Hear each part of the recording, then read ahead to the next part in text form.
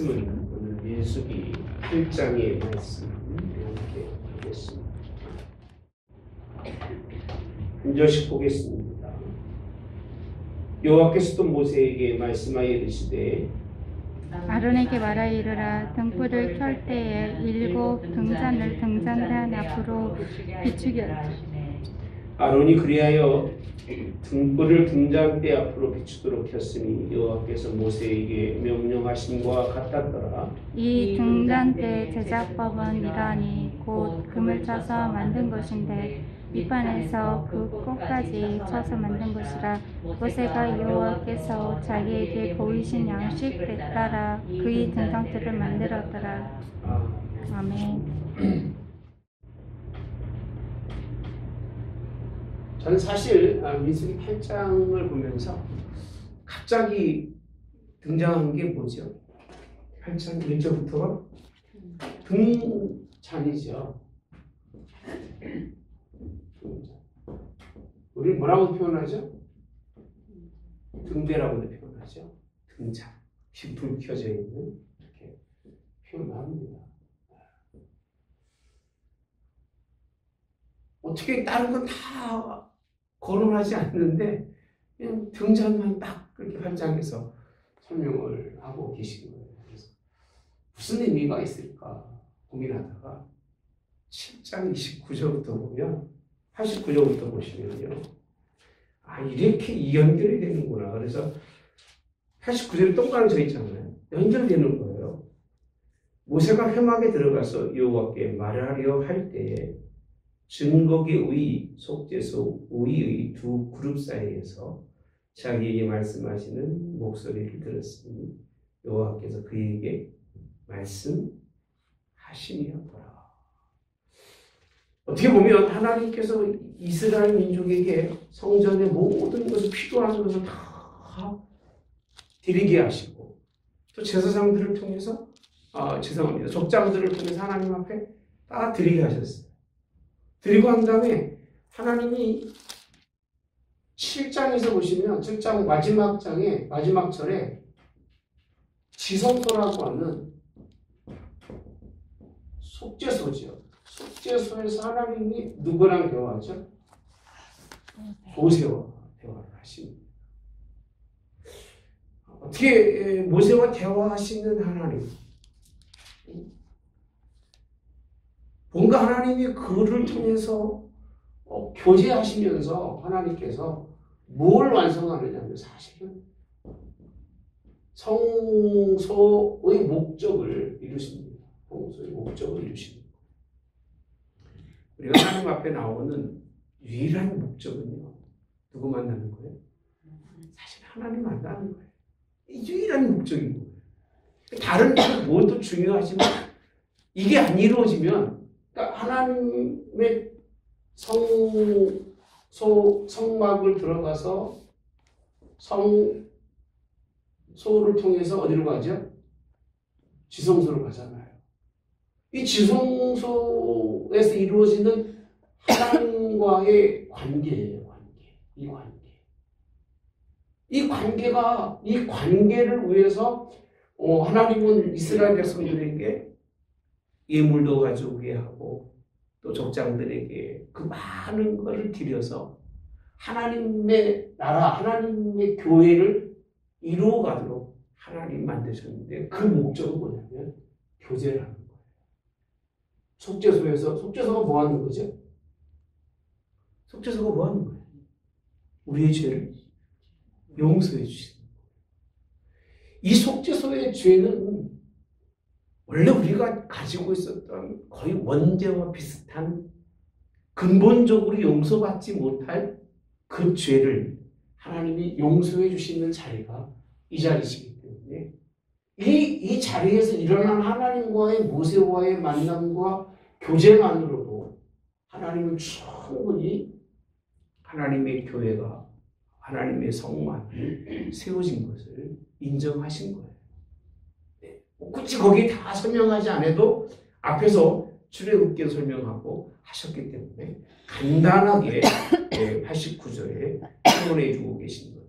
그래서 성소보다 지성소는 하나님의 임재하시는 장소, 임재하시는 장소. 솔로몬은 하나님이 뭐라고 하셨죠?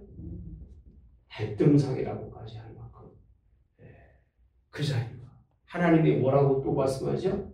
보좌라고 할 만큼 그렇게 중요한 자리가 속죄소인데 이 속죄소에서 하나님이 그 모든 것을 받으시고 이제는 그렇게 죄가 많고 문제가 있었던 그들과 함께 뭐 하시겠다는 거예요? 교제하시고 함께 그들과 같은 약속의 땅을 향해서 가시겠다고 하신 하나님의 의도를 충분히 비춰주고 있는 것이 89절에 있는 말씀입니다. 그러니까 이거를 안 보고 8장만 자꾸 보다 보니까 8장에서 왜 등장만 설명해야 되는지를 내가 몰랐던 거예요.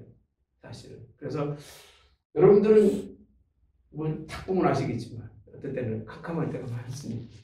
또 가만히 보니까 89절에 하나님의 목소리를 그에게 말씀하시를 듣고 하나님과 대화하는 완벽한 그런 교제잖아요. 예배잖아요. 이런 일이 이루어졌다. 저는 오늘 또 그렇게 원해요. 할렐루야. 제 말로 듣지 마시고 성경 공부하면서 하나님의 음성을 막 듣고요. 하나님의 말씀으로 들어서 그 말씀이 우리에게 큰 힘이 되는 영향력이 되고 그것이 내게 막 역사에서 막 뜨거워져서 코로나도 막 다 죽고 할렐루야. 이런 얘기하면 또 나오면 그럴 거다. 사람들이 목사가 무슨 소리 하는지 모르겠다 그럴 거예요. 근데 그것도 누가 하시는 일이세요? 하나님이 하시는 일입니다. 이런 것도 좋아하는 사람들이 이것만 딱 빼. 딱 빼가지고 못된 놈들 많아요. 여기까지 다 들어가야 되는데. 어쨌든 간에 하나님의 그 교제를 통해서 하나님이 말씀하시고 그리고 나서 가장 먼저 지성소에는 뭐가 있죠? 분, 향, 단과 그리고 등잔과 떡상이 있습니다. 근데 그 중에 뭐만 얘기하고 있어요? 등잔만 말씀하고 등잔. 그래서 이 부분을 우리가 어떻게 설명해야 될지라고 생각해 보는데 요한복음에 보시면요. 요한복음에 가볼까요? 1장에 가보시면 그래서 이런 의미로 성경을 좀 보면 어떨까 하는 생각을 가져보는 거예요. 요한복음에 보면요. 태초에 말씀과 함께 계셨고 그가 2절 만물이 그런 말미암아 지은 바 되었으니 지은 것이 하나도 그가 없이 된 것이 없느니라. 그 안에 뭐가 있어요? 생명이 있으니 이 생명은 사람들의 빛이라. 이렇게 표현합니다. 그래서 저 요한복음 볼 때마다 저는 그렇게 표현합니다. 빛이신 예수님은 누구다? 생명이시고 또 예? 빛이고 생명이시고 말씀이시죠. 말씀이시고 그렇게 예수님을 로고스이신 예수님을 그렇게 표현해 주고 있는 부분이 본문에 있는 말씀인 것처럼 사실 하나님께서 창조하심의 그 원리를 보시면 첫째 날에 뭘 창조하셨어요? 네? 천지 만물을 창조하시니라 이렇게 말씀하시죠. 뭐가 있으라? 빛이 있으라. 그리고 넷째 날에는 사시와 일자와 연한을 이루는 광명체들이죠. 그렇죠? 해와 달과 별들을 창조하십니다. 그러니까 빛이라고 하는 것은 결국은 하나님의 그런 역사성 가운데 가장 큰 것이에요. 그럼 하나님과 교제한 사람이 가장 할 일이 뭐냐면 무슨 사명을 하는 거지? 빛의 사명이에요. 마태복음 5장 가보시면요. 마태복음 5장 가보시면 산상수훈이거든요. 산상수훈이신데 천상의 복음을 말씀하신 다음에 기뻐하고 즐거워하라 하늘에서 너희 상이 금이니라 너희 자리에 있던 선지자도 이같이 박해하느니라. 그리고 뭐라고 되어 있어요? 너희는 세상의 소금이라고 되어 있죠. 그렇죠? 그 다음에 14절에 보면 너희는 세상이 뭐라? 빛이라 라고 되어 있습니다. 세상과 빛과 소금이라고 설명하면서 빛은 뭐예요? 빛이라 산 위에 두는 동네가 뭐하지 못하고요? 숨기지 못할 것이다. 그래서 모든 동네들이 다 그 빛 아래에서 뭐 한다고요? 드러난다고 하시는 사실 모든 것 위에 높이 드러나는 빛입니다. 그래서 아마도 지성소라고 하는 하나님과 관계 설명한 후에 가장 우리에게 하나님이 허락하시는 사명 중에 큰 사명은 빛의 사명이에요. 네. 빛의 사명이 이루어지고 난 다음에 떡상이라고 하는 하나님 앞에 드리는 떡, 그리고 분향단이라고 하는 기도도 중요하다고 생각합니다.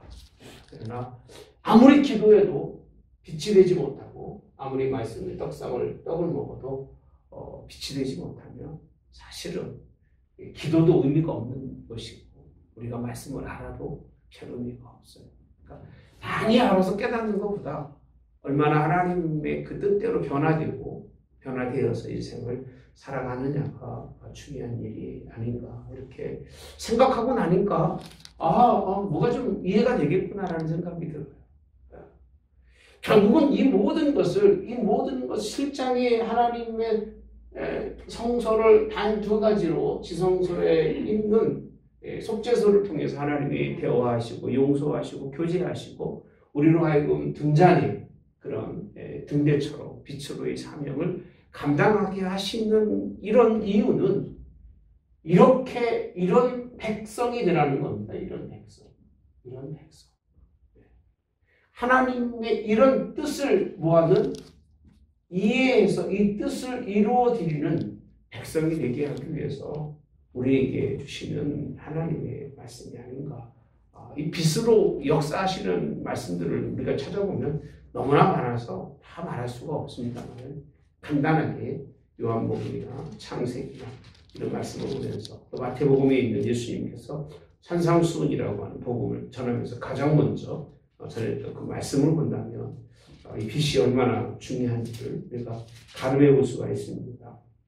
그러면서 이전에 보니까 등불을 켤 때에 7 등잔대 앞으로 비추게 할지니라 하심에 아르니 그렇게 하셨는데 무엇 같더라? 명령하심과 같았다라고 그렇게 말씀해 주고 있는 부분이 오늘 본문에 있는 말씀입니다. 등잔에 대해서는 출애굽기 25장에 하나님 말씀을 주시고 37장에는 그 보이신 식양대로 만들었다고 말씀해 주는 것이 출애굽기에 나와 있는 말씀입니다. 여러분, 어둠을 비칠 수 있는 믿음의 사람들의 그 모습이 하나님을 통해서 교제하고 있는 그 모습과 아마 비슷하지 않을까 이런 생각을 가져봅니다. 다르면 설명할 길이 없어요. 이 부분. 짧게 설명되어 있지만 굉장하게 중요하게 아예 다 설명하면 좋을 텐데 이미 출애굽기 설명했기 때문에 설명하지 않지만 앞에서 드려진 예물을 쭉 설명한 다음에 그 예물들로 이루어진 하나님의 성소에서 하나님이 받으시고 민수기에서는 하나님이 모세와 뭐 했다는 거예요? 대화. 하나님이 그와 교제했다는 거예요. 그건 그애들의 죄를 용서하시고 그들을 당신의 백성으로 삼으셨다는 것이고 그들이 그런 하나님의 역사를 통해서 할 수 있는 일이 무엇이냐? 하나님의 백성으로 택함받은 자들은 빛의 사명을 다해서 하나님의 뜻을 이룰 수 있는 것이 하나님이 기뻐하는 일이 아닌가 이렇게 생각합니다. 마태복음 5장 14절에도 너희는 세상의 빛이라 너희 빛을 사람만 비추게 하여 저희로 너희 착한 행실을 보고 하늘에 계신 너희 아버지께 올리게 하라 영광을 올리게 하라는 게 5장의 빛에 대한 그런 결론으로 끝내주고 있습니다. 이렇게까지 보시면 우리 빛에 대한 말씀을 충분히 이해하리라고 생각합니다. 자, 그러면 여기서 중요한 게 이 중심적인 일을 누가 하죠? 이 중심적인 일을 누가 하고 있어요?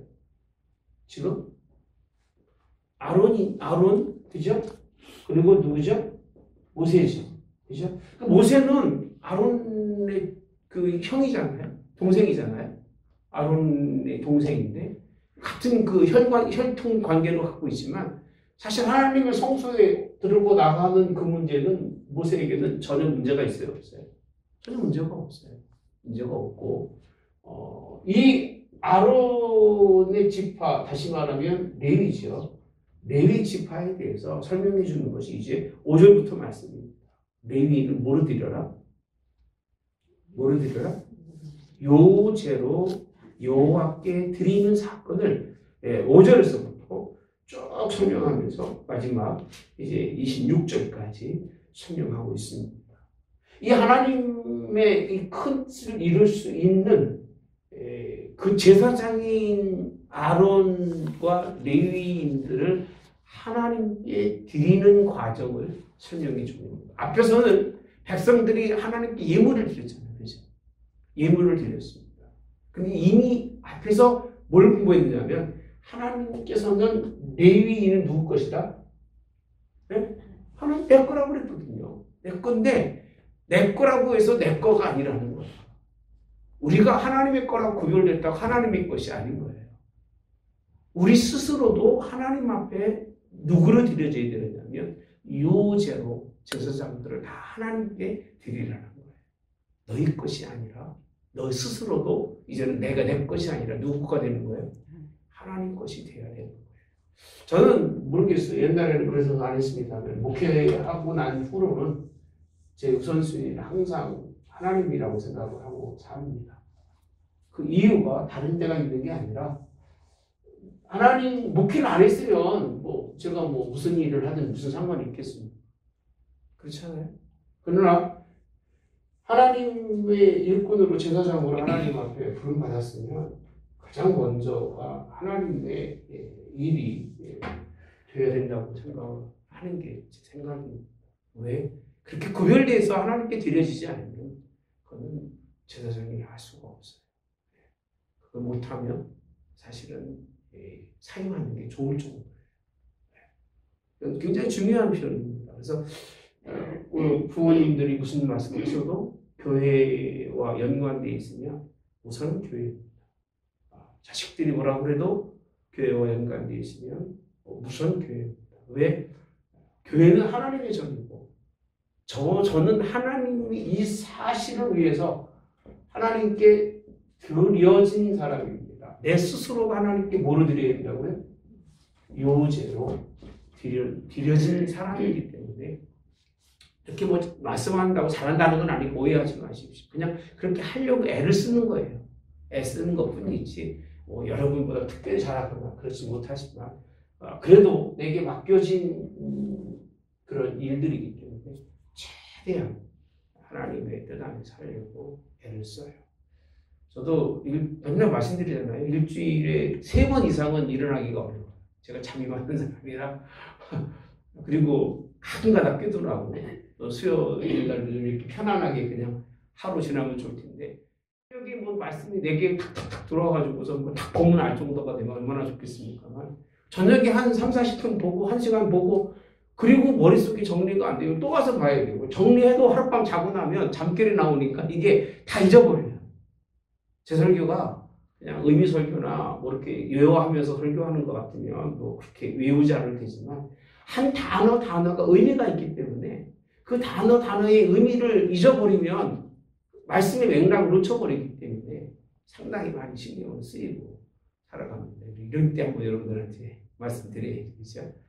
그리고 또 하룻밤 지나고 나서 뭐 친구만 하면 수요일이라고 그러잖아요. 또 그리고 뭐 이틀 하룻밤 지나면 며칠이나 와요. 이제 금요일부터 오면 금요일부터는 이제 토요일날 주일도 굉장히 신경이 많이 쓰여요. 그래서 하나님 앞에 정말 드려지고 사는 게 쉬운 게 아니다 하는 생각을 가지고 이렇게 20년 이상은 뛰어온 것 같아요. 뒤돌아보지 않고 한 10년은 거의 뭐 반 사건 목자처럼 목회했지만 그 이후로 한 4년은 한결같이 하나님 앞에 설려고 했습니다. 제 이름 용서하십시오. 요제로 하나님께 드려져야 된다는 거 이렇게 말씀드리는 건 내가 이렇게 못하더라도 이해해 주시지만 가능하면 이렇게 할 수 있도록 여러분들이 뭐 해주셔야 돼요? 뭐 해주셔야 돼요? 기도해 주셔야 돼요. 기도해 주셔서 일을 잘 감당할 수 있도록 그렇게 해주시기 바랍니다. 이들로 하여금 그래서 성경은 아론이 그리하여 등잔에 불을 켜도록 아론을 하나님께 아론의 그 자녀들과 레위 지파를 누구에게 드리도록요? 하나님 앞에 드릴 수 있도록. 그래서 이들이 사실은 제가 말씀드렸죠. 이게 이스라엘이라면 이스라엘의 지파들이 있고 거기에 또 누가 있어요? 레위인들이 있고 그 안에 누가 있으셔요? 성막이 있습니다. 성막이 이렇게 중심에 있어요. 성막이 중심에 있다고 하는 거는 이게 피라미드처럼 이렇게 아래에서 보면 그렇죠. 위에서 보면 이렇게 중심에 있다고 하는 의도는 뭐냐면 하나님이 이제는 이들을 통한 국가를 세우겠다는 겁니다. 제사를 통한 하나님의 관계를 통한 국가예요. 그래서 우리는 무슨 국가라고 하죠? 신정 국가라고 표현합니다. 하나님 중심의 국가.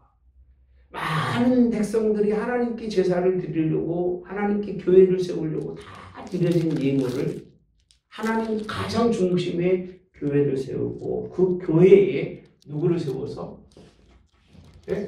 제사장을 하나님이 구별해 놓았는데 그 제사장들이 스스로 자기를 뭐로 드렸어요? 요제를 드려서 이 나라를 민주주의나 사회주의 같은 그런 나라로 세우는 것이 아니라 제사장 나라로 그리고 무슨 국가로 하나님이 주인이신 신정국가로 이스라엘을 세웠던 것이 하나님의 의도고 방법인 거예요.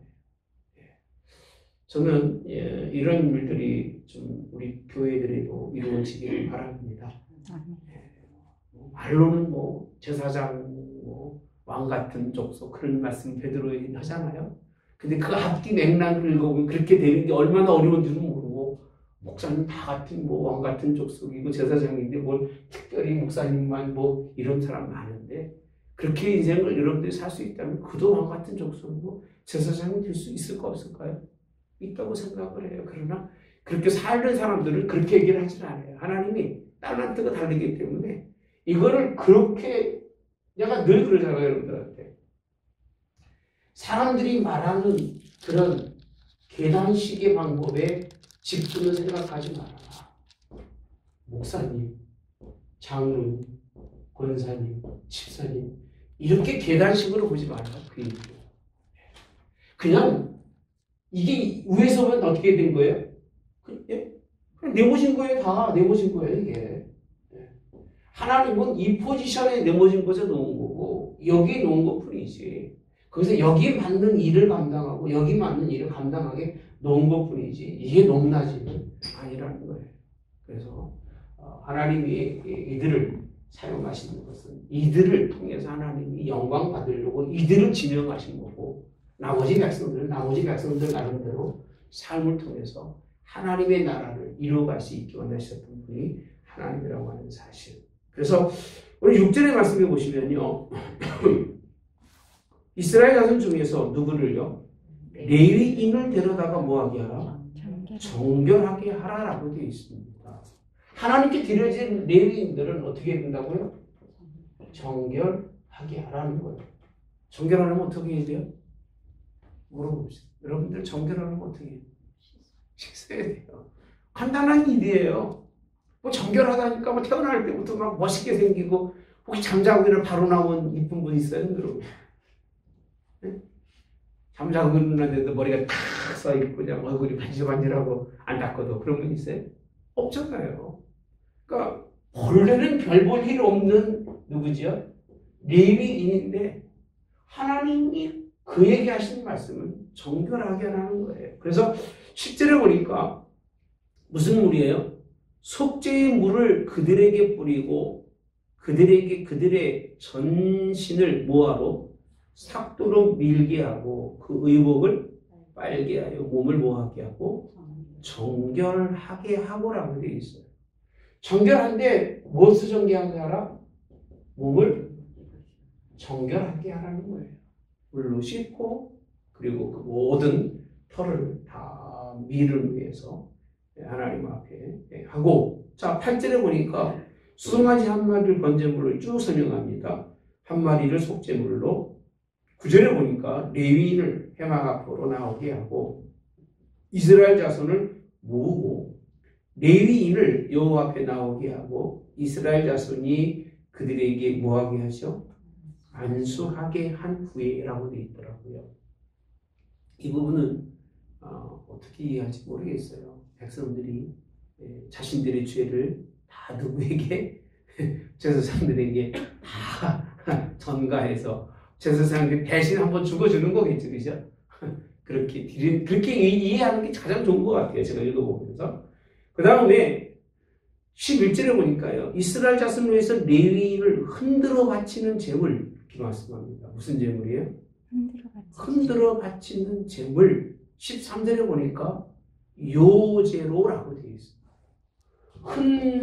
흔들어 드리는 제물, 요제로 하나님 앞에 제물을 그들을 드린 거예요. 그러니까 그들 앞에 안수하면서 하나님 대신 모든 제물을 드리면서 하나님께 드려지는 거죠. 그죠? 그래서 12절에 보니까 안수하고 하고 레위인으로 수송아지 머리 모하고 안수하게 하고 내가 그 하나는 속죄제물로 하나는 번제물로 여호와께 드려 레위인으로 모하고 속죄하고 아론과 그 아들들을 앞에 세워 여호와께 요제로 흔들어서 하나님 앞에 드리라는 거예요. 그래서 어떻게 드리라는 거냐면 정결하게 한 후에 드리는데 14절에 보니까 그것이 뭐예요? 구별이라고 표현합니다. 구별. 이 자체가 구별해 주는 거예요. 그러니까 엄청나게 다른 게 아니에요. 네? 어떤 분들은 자꾸 그러잖아요. 목사님이 엄청 다른 줄 아는데 다른 게 아니에요. 똑같아요.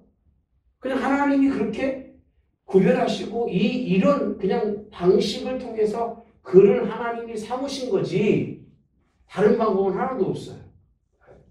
이게 하나님이 세우시는 그런 제사장이고 오늘날의 목회자인데 저는 가끔 그런 표현을 합니다. 목사가 되기 위해서는 다른 거 없어요.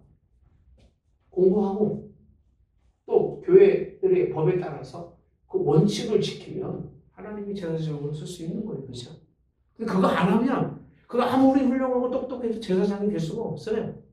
왜? 그건 하나의 절차고 그걸 통해서 하나님 받으시는 거지 뭐 영성이 뛰어나서 성경이 뭐 팍팍 열리고 그래서 받으시는 거는 기회 아니에요. 아닌 거예요. 하나님이 그렇게 구별해 주신 거에 대한 그래서 받은 사람은 은혜로 감사해야 되는 거예요. 할렐루야. 그 은혜인 거예요. 그냥 그렇게 구별해 놓은 게 은혜인 거예요. 구별하지 못한 사람이 저런 깨닫는 은혜가 준다 할지라도 결코 구별해서는 안 되는 거예요. 왜? 그는 거기까지가 그 한계인 거예요. 목회자들이 오늘은 뭐 드려진 말씀이니까 깨끗하게 하나님 앞에 드려지고 드려진 것에 대한 자부심을 가져요. 자부심. 그래서 저는 지금부터 한 20년 전 얘기죠. 어떤 집사가 말씀에 그냥 얼마나 많이 깨우치고 영통인들이 막 뚫려가지고 목사들이 그 앞에 가서 돈 주고 말씀 배워본다는 얘기도 들어본 적 있어요? 그런 거 없어요? 좋은 데 사셨네. 그런 얘기도 듣고 그랬습니다.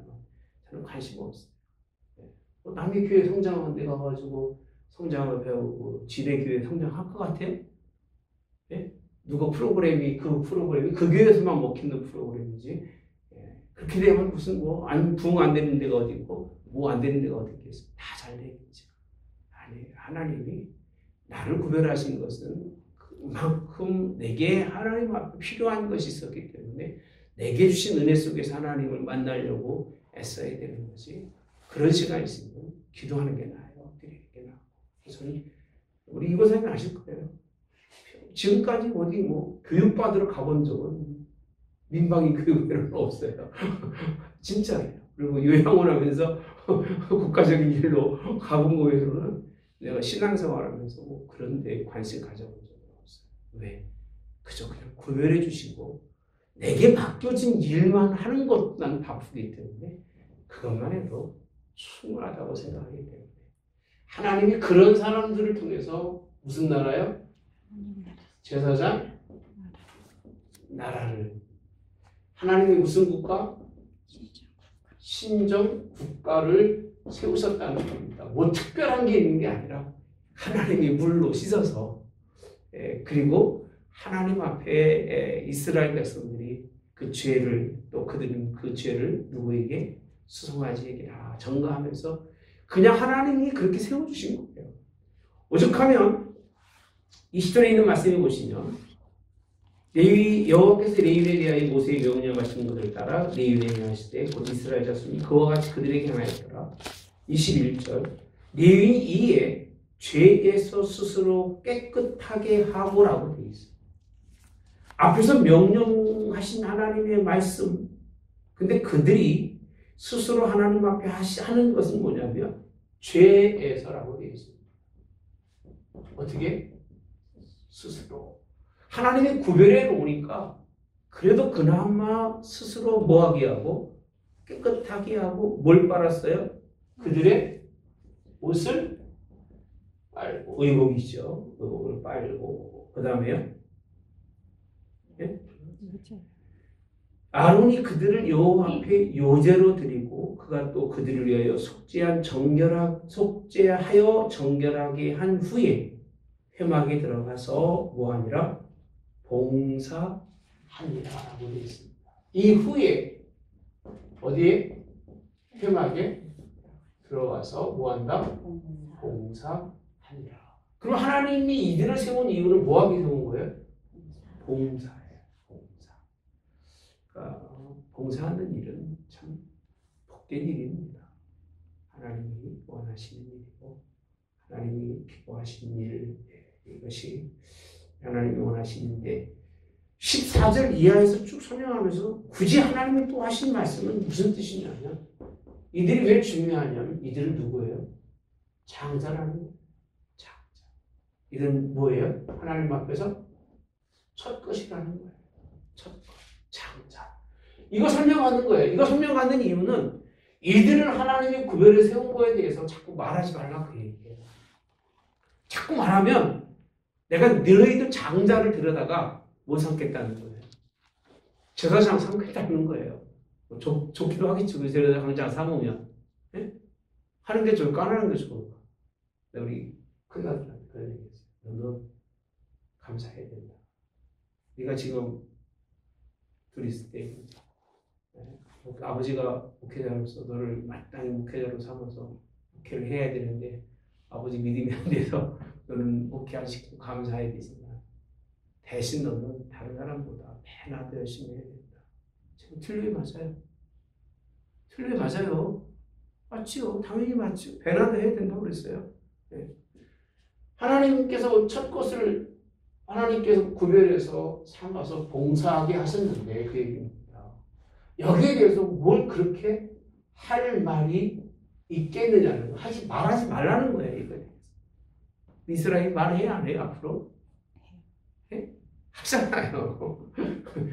떼거지로 몰려들어가지고 하나님 앞에 왜 이 사람들만 왜 제사장 삼으시고 왜 우리는 이런 일을 못하게 합니까? 신정국가면 신정국가의 그 머리가 되는 사람이 누구 계세요?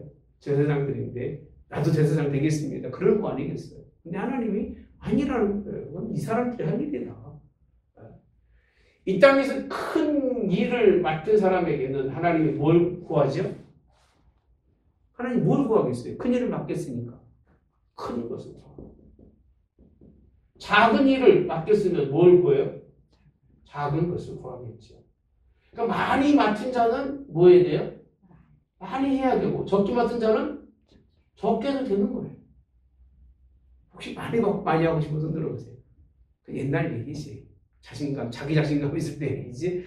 사실은 지금 생각해보면 적게 맡고 적게 하는 것도 좋은 것 같아요. 그래서 저는 목회에 이 정도 사이즈 저한테 너무 큰 것 같다는 생각을 합니다. 네, 주신 감당할 수 있게 원하면서 이런 생각 해봅니다.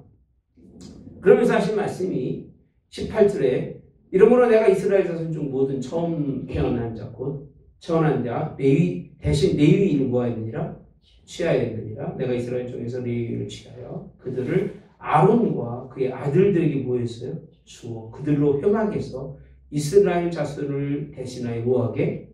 봉사하게 이스라엘 자손을 위하여 속죄하게 하였나니라고 되어 있습니다. 이런 이스라엘 자손이 성소에 뭐하게 할 때 가까이 할 때에 그들 중에 뭐가 없도록 재앙이 없도록 재앙을 막는 일이에요.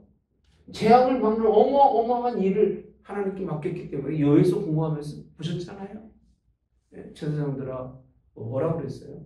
울고 기도하고 밤새도록 금식하면서 하나님께 엎드리라고 그러잖아요. 그렇게. 뭘 막으려고요? 재앙을 막아서 하나님 은혜 안에서 이스라엘 백성들을 하여금 복되게 하기 위하여 그렇게 하나님이 막아놓으신 겁니다. 뭐 요제에 대해서 말씀이 뭐 여러 가운데 있습니다.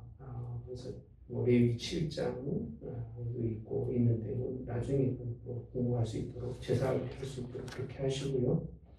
어쨌든 하나님이 이들을 받으시는데 레위인을 따로 구별해서 하나님 앞에 속하도록 그들조차도 아론만이 아니라 이들을 통해서 하나님의 교회를 세워갈 것을 말씀해 주고 있는데 오늘 레위인은 이같이 하는데 25세 이상으로 봉사하게 되어 있습니다. 몇 세까지?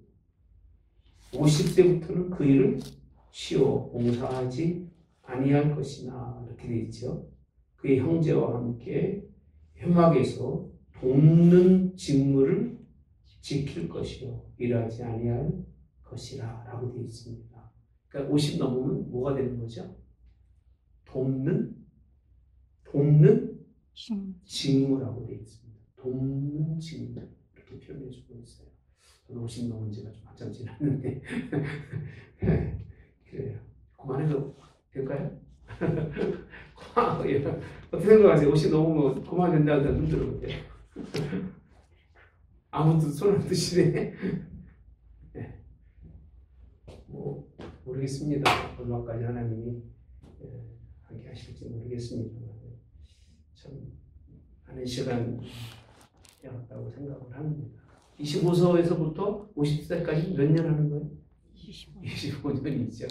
미국도 군인 생활은 보통 24년, 25년이 마지막 기간이더라고요. 복무 생활. 그러고 나면 20년이 지나면 80%가 나오고 24년, 5년이 지나면 자기 마지막 월급 100%가 나오거든요. 그렇게 대우를 해주더라고요. 우리 한국은 아직까지도 그런 부분들이 목회자들 참 힘들어요. 그죠? 얼마나 힘든지 몰라요.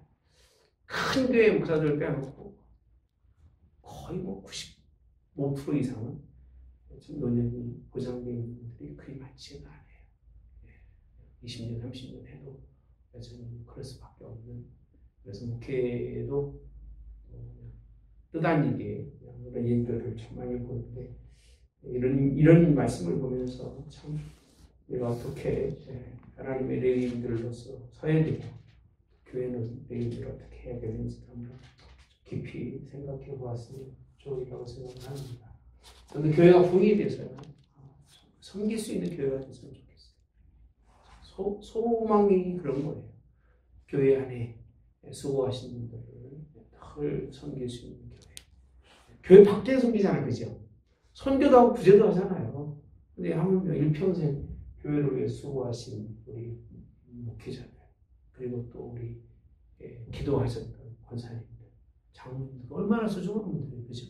그런 분들을 그래도 잘 끝까지 섬기고 그럴 수 있었던 교회가 되면 좋으리라고 꿈꿔만 하는데 그 일을 못하네요.